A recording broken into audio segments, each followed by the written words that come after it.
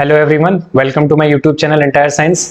तो हम लोग यहाँ पे फिजिक्स का कंप्लीट कोर्स पढ़ रहे हैं। अब ये इलेक्ट्रोस्टैटिक यूनिट चल रही है।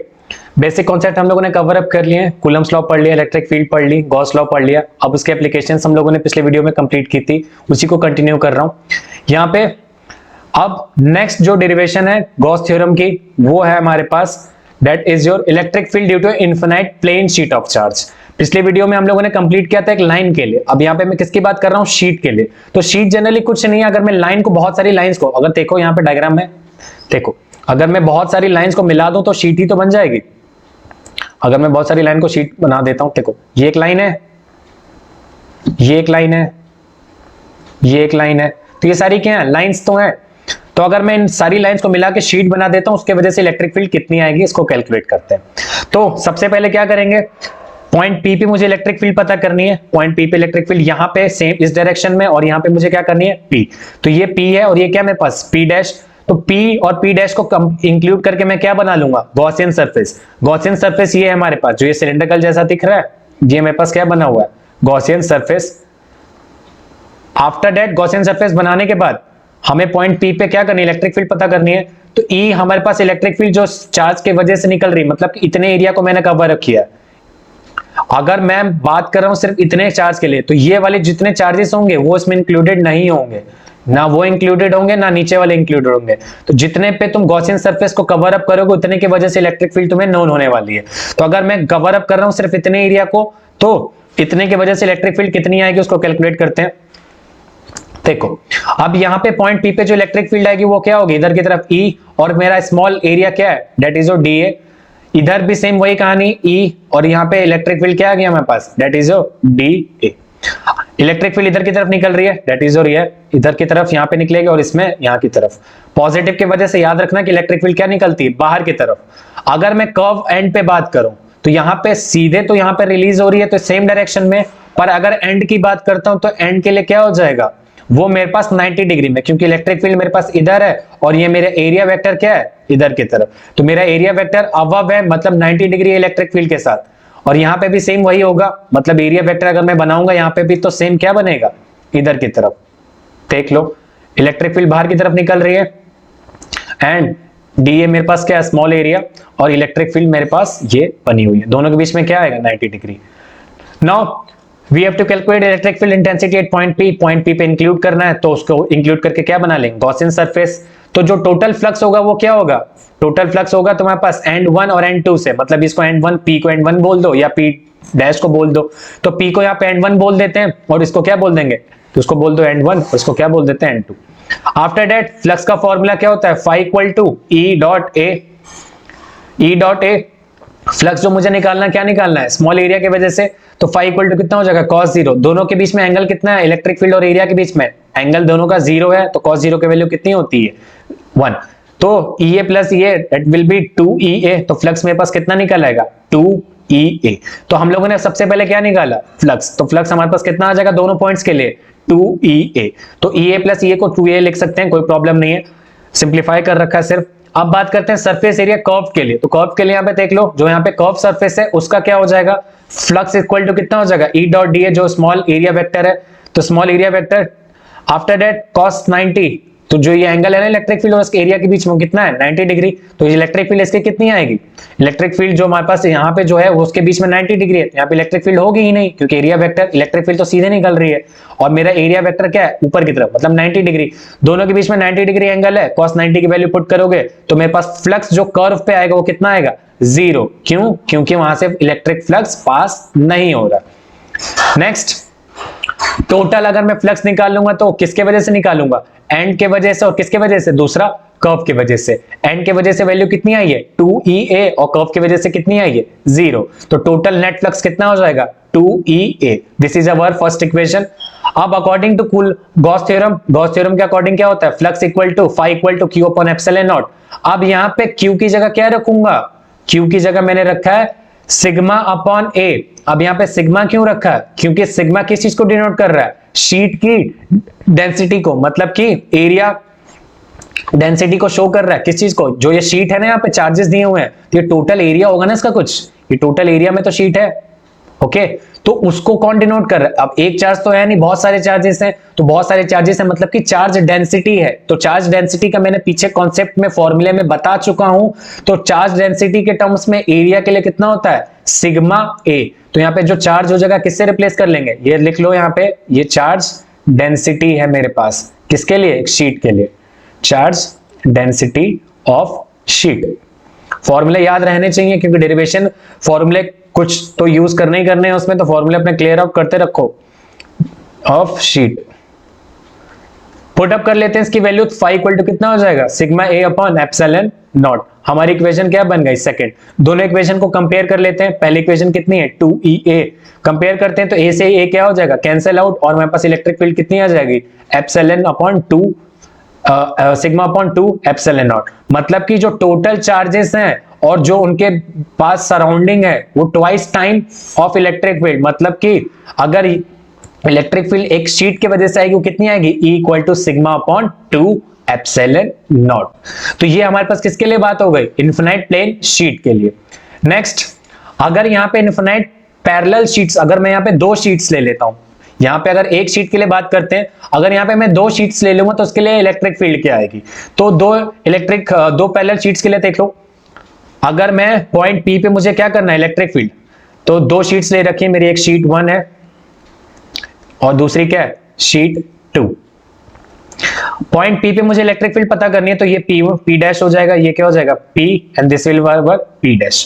तो यहाँ पे जो इलेक्ट्रिक फील्ड होगी वो E1 की वजह से क्या होगी? इधर की तरफ, क्योंकि पॉजिटिव है ना, तो इलेक्ट्रिक फील्ड इसकी इधर की तरफ होगी, इधर की तरफ। और शीट 2 की इलेक्ट्रिक फील्ड किधर की तरफ होगी? इधर की तरफ। मतलब कि जो मिड वाला पॉइंट है उसमें दोनों इलेक्ट्रिक फील्ड क्या है? एक दूसरे के अपोजिट। अब शीट यहाँ पे जो इलेक्ट्रिक फील्ड जो P डैश है वो यहाँ पे क्या होगा? जो हमारे पास सराउंड इधर वाला है, जो शीट 2 के नियरर पॉइंट P है, वहां पे जो इलेक्ट्रिक फील्ड 2 के वजह से होगी वो क्या होगी? इस डायरेक्शन में, और 1 के वजह से भी क्या होगी? इस डायरेक्शन में। इधर सेम बात कर लेते हैं, तो यहाँ पे जो शीट 1 के वजह से होगी इस डायरेक्शन में, और शीट 2 के वजह से भी क्या होगी? इस डायरेक्शन में। तो ये हमारे पास क्या है? इलेक्ट्रिक फील्ड ऑफ 1 और इलेक्ट्रिक फील्ड ऑफ 2।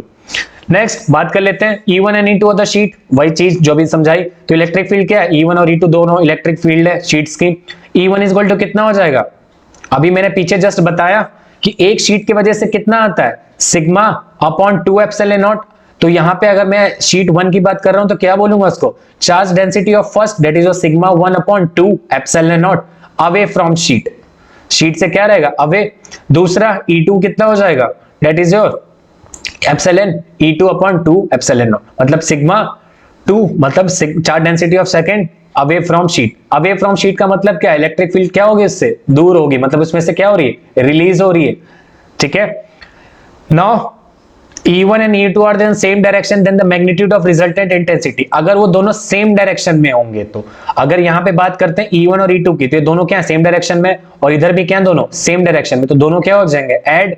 तो यहाँ पे जो अगर सेम डायरेक्शन में होंगे पॉइंट P डैश पे, अच्छा पॉइंट P डैश इधर वाला लो या इधर वाला लो, बात तो एक ही है क्योंकि दोनों इलेक्ट्रिक फील्ड क्या इक्वली अप्लाई हो रही है, दोनों सेम डायरेक्शन में है। तो मैं यहाँ पे पॉइंट P डैश के लिए बात कर लेता हूं।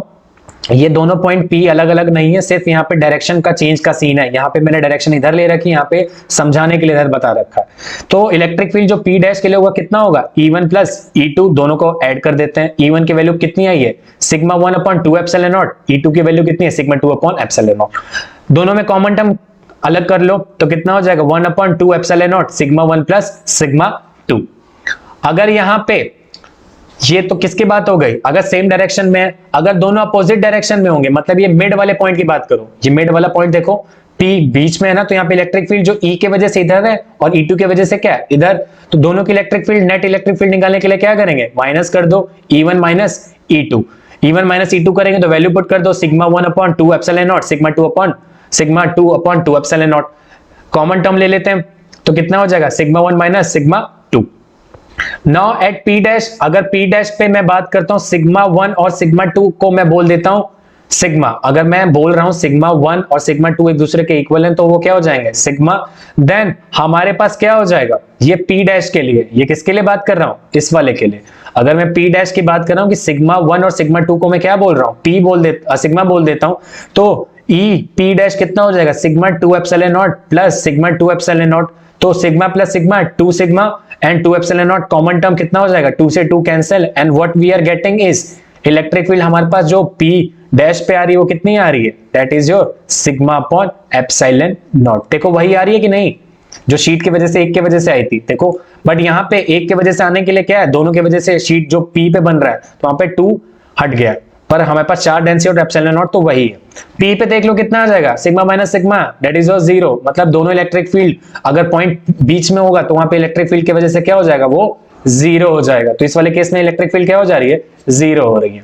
और P डैश वाले केस में क्या बन रही है हमारे पास, that is your sigma upon epsilon naught. Next, अगर दोनों शीट अपोजिट चार्ज की होंगी तो एक और केस देख लेते हैं। अगर दोनों केसेस दोनों शीट अगर अपोजिट चार्ज की होंगी तो क्या होगा, मान लो ये शीट मेरे पास पॉजिटिव है और दूसरी वाली जो शीट है वो क्या है मेरे पास नेगेटिव है, तो पॉजिटिव की वजह से जो इलेक्ट्रिक फील्ड है वो इस डायरेक्शन में होगी और नेगेटिव की वजह से भी सेम डायरेक्शन में होगी। तो अब इस केस में क्या होगा, जो मेरे आउटर वाले P डैश थे, इस वाले में जो आउटर वाले P डैश थे वहां पे अब चेंज हो जाएगा।